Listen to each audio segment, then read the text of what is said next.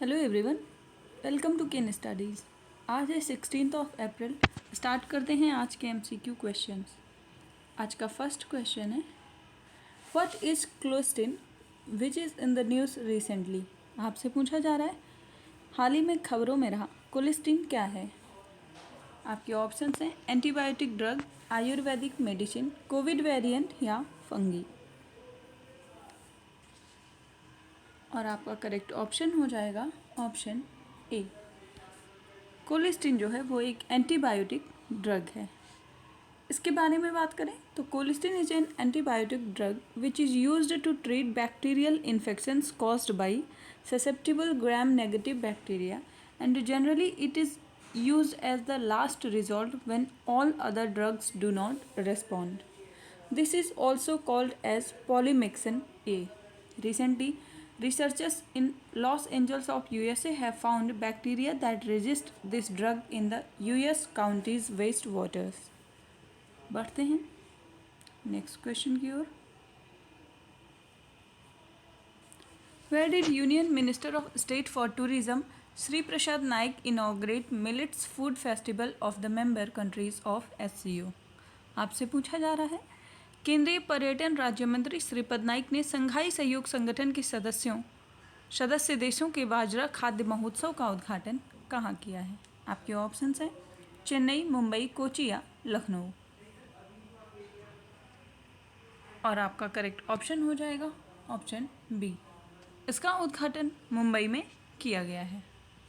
So the millets food festival of members of SCO inaugurated in Mumbai, and this festival was inaugurated by Union Minister of State for Tourism Shripad Naik. Ministry of Tourism, Government of India is organizing the 7-day festival at Hotel Taj Mahal Palace to commemorate the International Year of Millets 2023.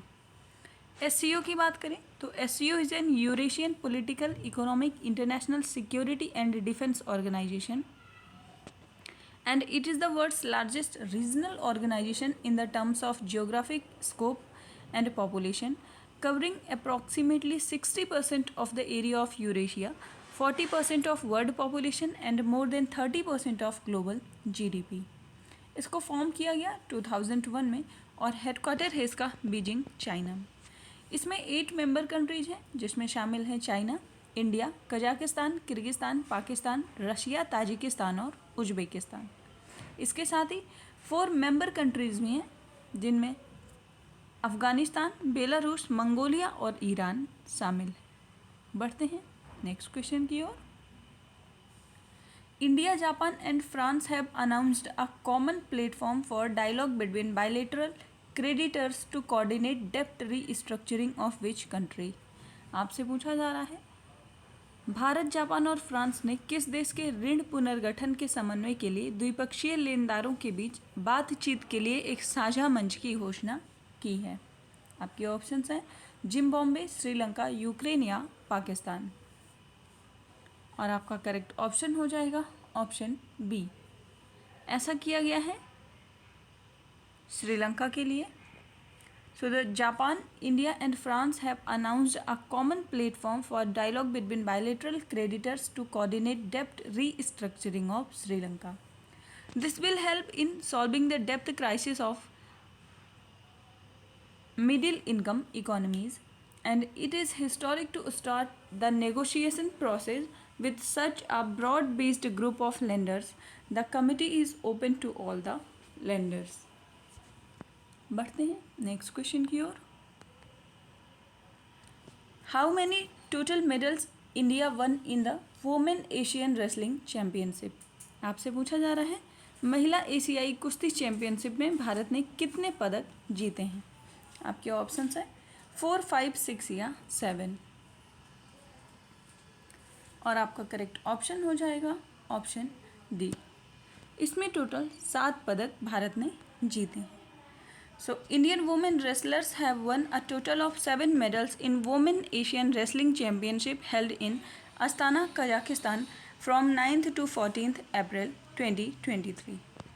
And it includes 2 silver and 5 bronze medals. India secured 3rd position in this competition, where in last season India won 5 medals in this competition and finished 4th in the point table. 7 medals में Antim Panghal and Nisha Dahiya have won the silver on the strength of their trickery, while Anshu Malik, Sonam Malik, Manisha, Ritika Huda and Priya Malik won bronze medals. बढ़ते हैं next question की ओर. Who has won the ICC Player of the Month award for March 2023 in men's category? आपसे पूछा जा रहा है पुरुष वर्ग में मार्च 2023 के लिए ICC Player of the month का पुरस्कार किसे दिया गया है. आपके ऑप्शंस हैं साकिब अल हसन, विराट कोहली, बाबर आजम या जो रूट. और आपका करेक्ट ऑप्शन हो जाएगा option A.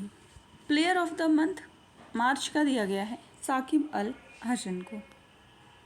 So Shakib Al Hasan the Bangladeshi all rounder have won the ICC Player of the Month award for March 2023 in men's category, and this is the Saqib's second time winning the Player of the Month award, with his first win being in July 2021. Henriette Ismay from Rwanda was selected as the ICC Women's Player of the Month. बढ़ते हैं next question की ओर. When is World Voice Day observed in 2023? आपसे पूछा जा रहा है विश्व आवाज़ दिवस 2023 कब मनाया जाता है. आपके ऑप्शंस हैं 13 अप्रैल, 14 अप्रैल, 15 अप्रैल या 16 अप्रैल. और आपका करेक्ट ऑप्शन हो जाएगा ऑप्शन डी. ये 16 अप्रैल को सेलिब्रेट किया जाता है.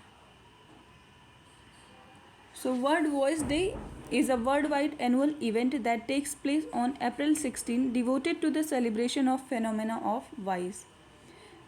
And its aim is to demonstrate the enormous importance of voice in the daily lives of all people.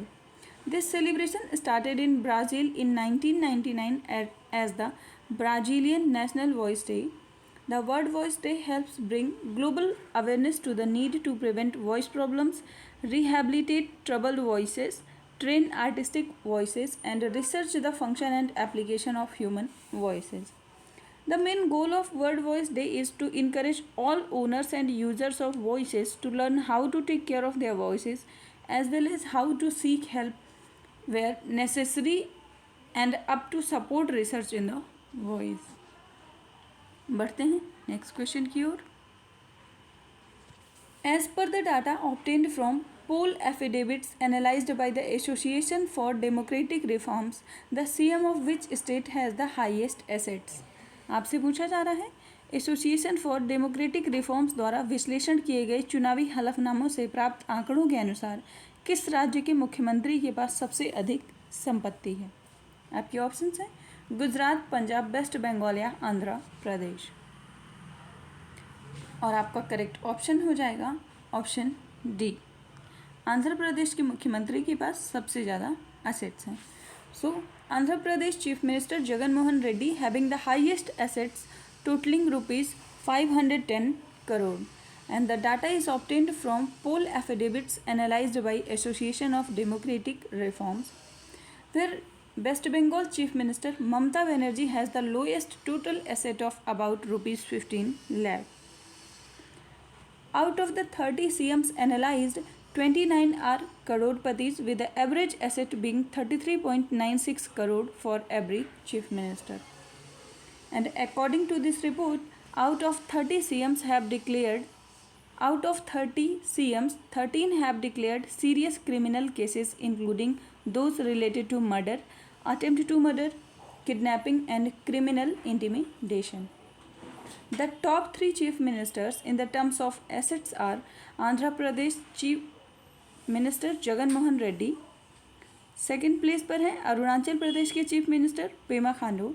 And third place पर हैं ओडिशा के चीफ मिनिस्टर नवीन पटनायक.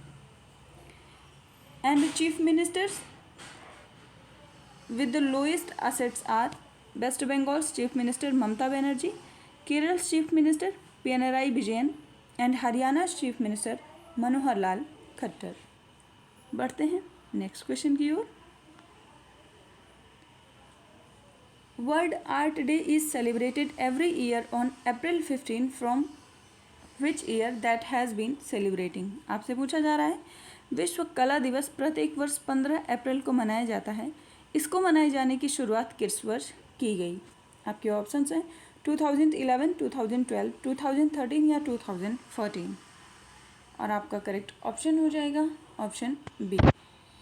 इसको मनाया जाना शुरू किया गया है 2012 से।